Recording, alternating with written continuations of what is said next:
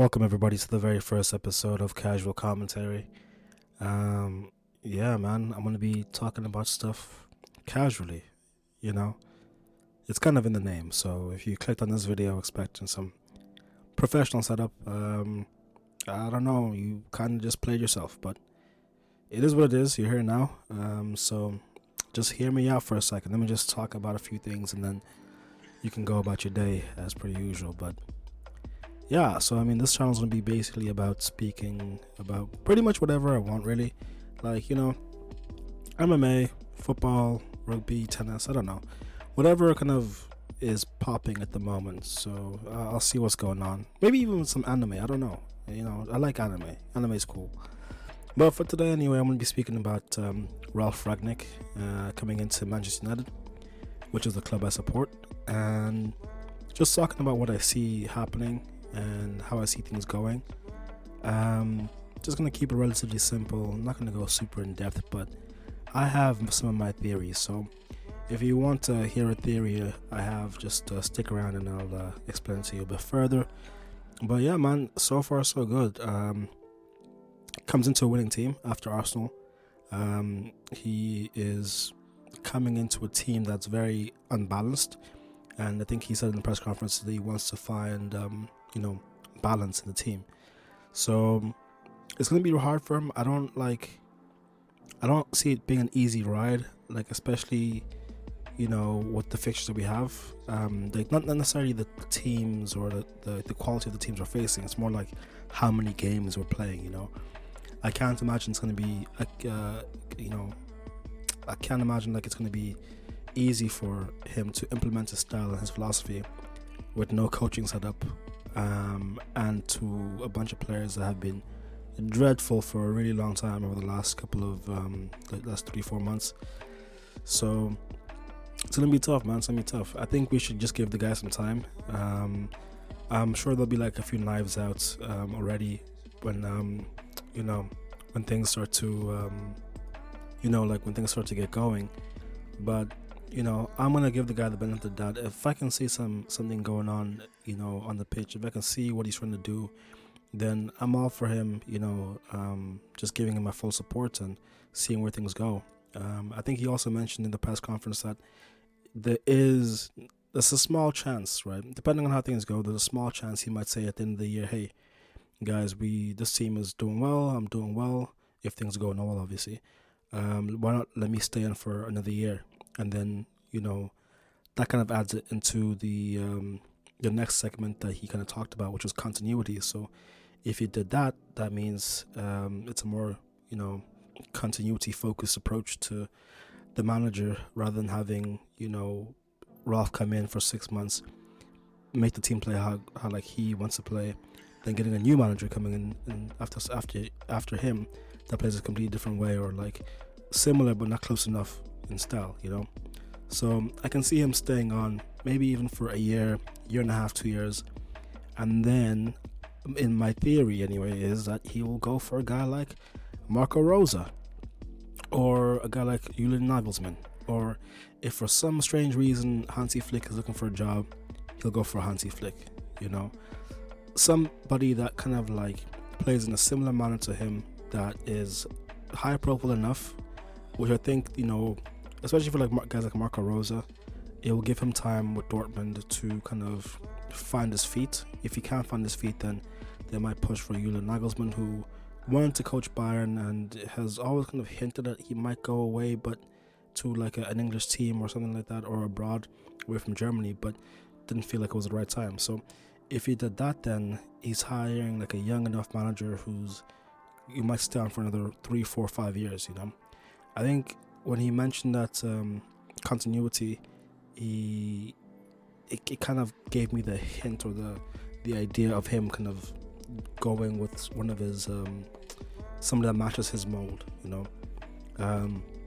Like Ten Hag is a great coach. I think he's a different style than Ragnick, and I think if he was to stand as a consultant or like a director of football, whatever they have plans for him, there might be a bit of a small clash into how they see things, because he's very clear about how he wants to play his football from the interviews you can see on the on YouTube and stuff. So it's a slight clash.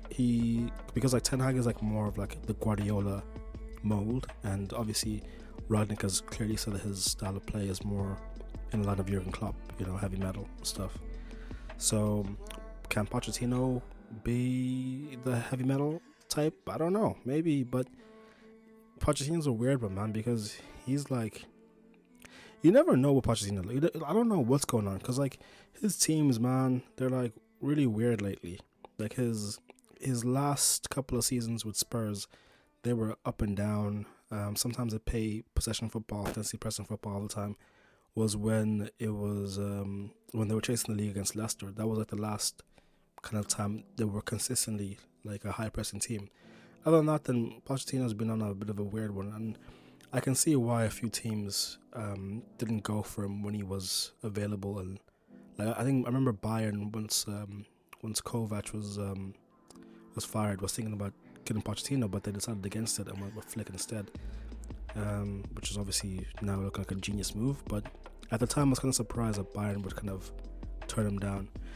But anyway, yeah, what I'm trying to say is I can see Ralf kind of coming in, steadying the ship now for the rest of the season.